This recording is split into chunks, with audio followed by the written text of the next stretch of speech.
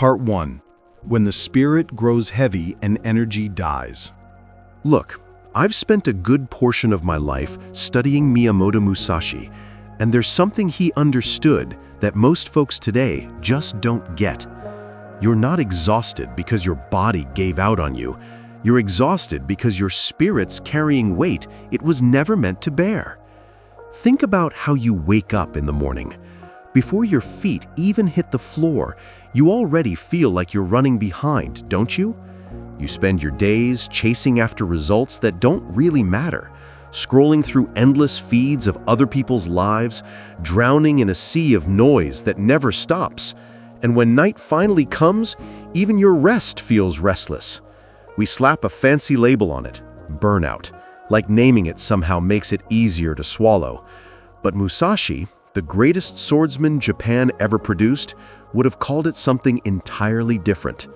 He would have looked at you and said you're suffering from a lack of alignment.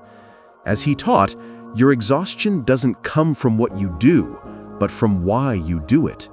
That's the key right there, hidden in plain sight. Now, consider this man's life for a moment. Miyamoto Musashi fought over 60 duels, and we're not talking about sparring matches. Many of these were fights to the death. He trained every single day without exception. He carved art with his own hands, wrote profound books, meditated alone in caves where the silence could drive a man mad. And yet he never burned out. Never. How is that possible? Because he lived with three things most people today have lost: direction, simplicity, and inner stillness. While the modern world runs itself ragged chasing pleasure and validation like a dog chasing its own tail, Musashi's energy came from walking a straight path, one he forged for himself, by himself. There was a time in your life when you weren't always this tired. Remember that? There was a period when effort felt exciting, when challenges lit a fire inside you instead of draining you. But somewhere along the way, something shifted. You started fighting yourself instead of fighting for yourself. You began chasing goals that belonged to someone else's dream, not yours. You started comparing yourself to others, overthinking every decision, trying to please everyone except the one person who really matters, yourself. That's the exact moment when energy dies, when the spirit grows heavy. Musashi understood this truth early in his life. At just 13 years old, still a boy by most measures, he fought his first duel against a samurai named Arima Kihei, and he won. But here's what separates him from everyone else. Instead of celebrating his victory, instead of soaking in the glory and praise, he went home alone. No victory parade, no patting himself on the back, just quiet reflection in solitude. In that silence, he realized something profound. The moment you fight for approval, the moment you swing your sword to impress others, you lose your true strength. Musashi didn't fight to gain admiration. He fought to understand himself more deeply. And that clarity, that unshakable sense of purpose, gave him energy that seemed endless. You're tired because your energy leaks out through 1,000 tiny holes. Distractions, doubts, hesitations. Every time you scroll mindlessly through your phone, every time you complain instead of act, every time you hesitate or try to prove something to someone who doesn't even matter, you're cutting a hole in your own spirit.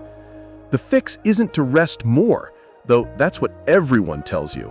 The fix is to realign yourself.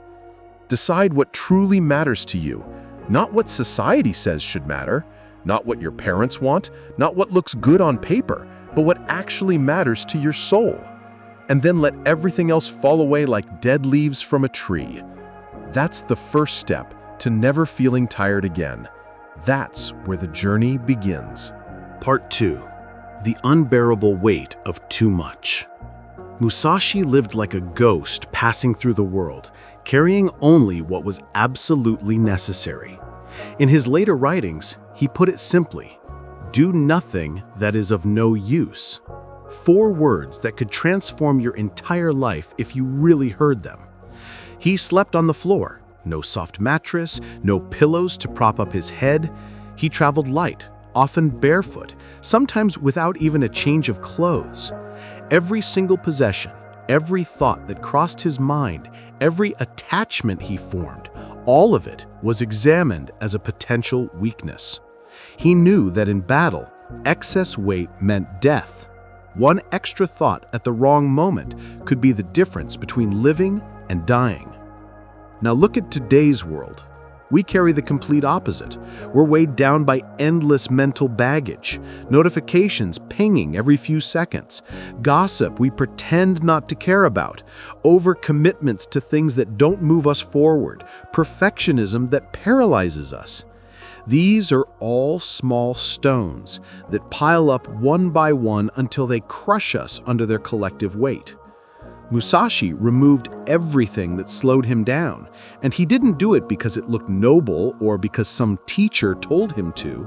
He did it because he needed to survive. He understood that every extra thought during battle was an invitation to death. Every distraction was a doorway for his opponent's blade. Now you're tired because you're carrying too much. Too many browser tabs open in your mind, too many fake obligations that add absolutely nothing to your soul but drain everything from your spirit. You've got commitments you made 3 years ago that you're still dragging around like chains. You've got relationships that stopped serving you long ago, but you maintain them out of guilt or habit. Start small if you need to. Clean your physical space, that cluttered desk, that closet full of clothes you haven't worn in years. Simplify your routine. Let go of the people and habits that drain you. This isn't cold or heartless. It's survival. It's wisdom. Energy doesn't come from doing more things. It comes from doing fewer things with total focus and commitment. When Musashi wrote about the way of strategy, he emphasized again and again, eliminate the unnecessary, focus on what remains. Now here's something most people get completely wrong. They think discipline comes from motivation. They sit around waiting to feel ready, waiting for inspiration to strike like lightning. If Musashi had waited to feel motivated, he would have died in his second duel. Instead, he made discipline his heartbeat, his rhythm, the very pulse of his existence.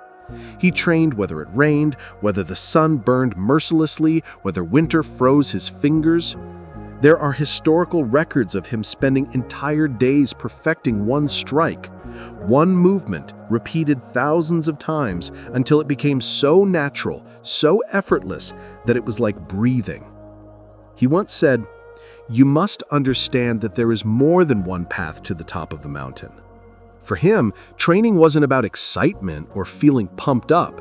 It was about rhythm, about consistency, about showing up. When something becomes rhythm, it stops draining you. Think about it. Brushing your teeth doesn't exhaust you. Why? Because it's automatic. It's part of who you are, woven into the fabric of your daily existence. That's exactly how Musashi treated training, writing, and fighting. He didn't try, he became. There's a world of difference between those two states. Trying implies effort and strain. Becoming implies transformation and identity. You're tired because you rely on motivation like it's fuel. You keep waiting to feel like doing something before you do it. Stop chasing feelings. Build rhythm instead. Do what you said you'd do, even when it's boring, even when it's hard, even when every fiber of your being wants to quit. That's how you shift from burnout to boundless energy, by turning effort into identity, by making discipline who you are rather than what you do. Part 3. The stillness that never runs dry. After years of victories, after establishing himself as a swordsman without equal, Musashi faced what many considered his greatest challenge. His opponent was Sasaki Kojiro, a master swordsman renowned throughout Japan for his speed and elegance. They agreed to meet on a small island called Genryujima in 1612. Kojiro arrived prepared. Elegant, clean robes, polished blade gleaming in the sun, confidence as solid as stone.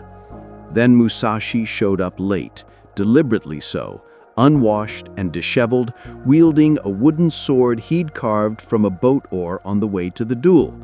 The contrast was almost comical. The duel itself lasted mere seconds, one precise strike. Kojiro fell.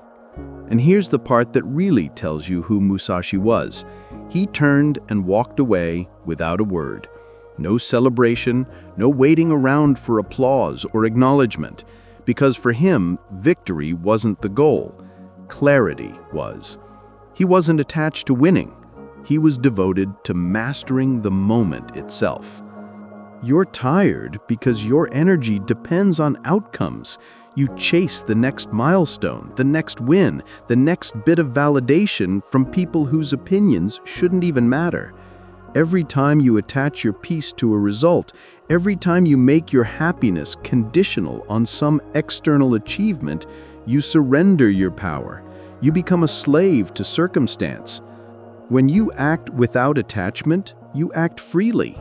When you move for the sake of mastery rather than recognition, you become unstoppable in a way that has nothing to do with defeating others.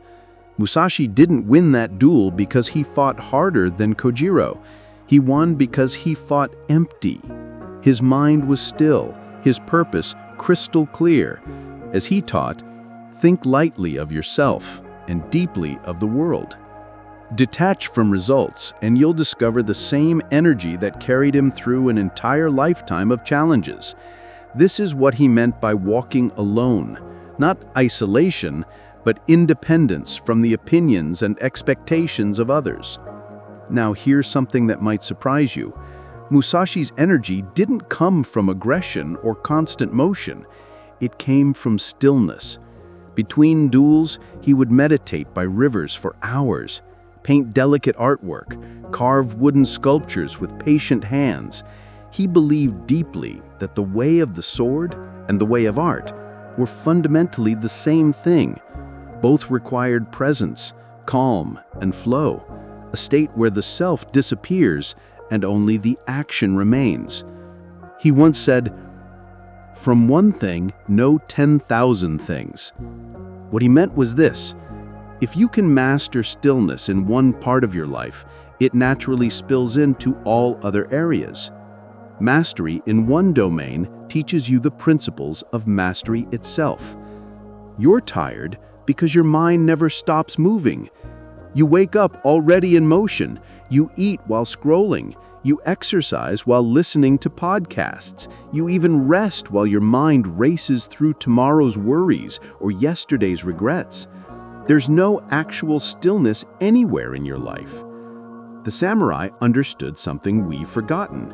You can find rest within movement itself. Every swing of Musashi's sword was a form of meditation. Every breath during battle was an opportunity for peace. He moved from a place of inner calm, not from anxiety or fear. Find that stillness within your own chaos. Maybe it's in your workout, when you're so focused on the movement that thought disappears. Maybe it's in writing, in walking, in sitting in complete silence. When your body moves, but your mind stays still, energy flows endlessly without depletion. In the final years of his life, Musashi retired to a cave called Reigan-do. He lived alone there, writing Goden Nusho, the Book of Five Rings, condensing a lifetime of hard-won wisdom into one final teaching for future generations. He wrote that true strength comes from knowing yourself completely, without illusion or distraction, without the masks we all wear. The modern world constantly sells you shortcuts, caffeine to keep you going, comfort to numb the pain, dopamine hits to make you feel something. But none of these things fill the emptiness inside. Why? Because energy doesn't come from outside you. It comes from alignment. When your actions, your beliefs, and your goals all point in the same direction, when there's no internal conflict tearing you apart, energy becomes infinite. Musashi didn't need motivation, luxury, or validation. He had one thing, and it was enough: clarity. And clarity, my friend, is power. As he wrote, there is nothing outside of yourself that can ever enable you to get better, stronger, richer, quicker, or smarter. Everything is within. If you want to stop being tired, truly tired in your bones and spirit, then stop living a divided life. Stop saying yes to things that don't matter. Stop fighting battles that don't move you forward on your own path. Start walking your own way, your own dokuko-do, your way of walking alone. Because when your mind, body, and spirit move as one unified force, nothing can exhaust you. That's not philosophy, that's fact. That's what Musashi proved with every day of his extraordinary life. You know, I've been walking this path for a long time now, studying the old samurai's ways, trying to apply his wisdom to this modern chaos we all live in. And I'll tell you something, this isn't the kind of knowledge you absorb in one sitting. It takes time. It takes coming back to these truths again and again, like Musashi returning to perfect that single sword strike thousands of times. If what I've shared here resonates with something in you, if you felt even a flicker of recognition, like maybe you've been walking the wrong path and there's another way, then consider staying for the journey. Subscribe to this channel not because I'm asking you to, but because you're ready to walk your own way. Musashi spent years alone in that cave, refining his understanding. We're doing something similar here, just in a different form. Each video is another piece of the path, another lesson from the old masters who figured out how to live with purpose and die without regret. Hit that notification bell if you want, not out of obligation, but because you recognize that real transformation doesn't happen in a single moment of inspiration. It happens through consistent exposure to truth, through repeated encounters with wisdom that slowly reshapes how you see the world. The samurai didn't become masters overnight. Neither will we. But we can walk the path together, even as we each walk alone. As Musashi wrote in his final days, "Do nothing which is of no use." If these words serve you, if this path calls to you, then walk it. I'll be here sharing what I've learned for as long as this old body keeps moving. The way is long, but the direction is clear. See you on the path.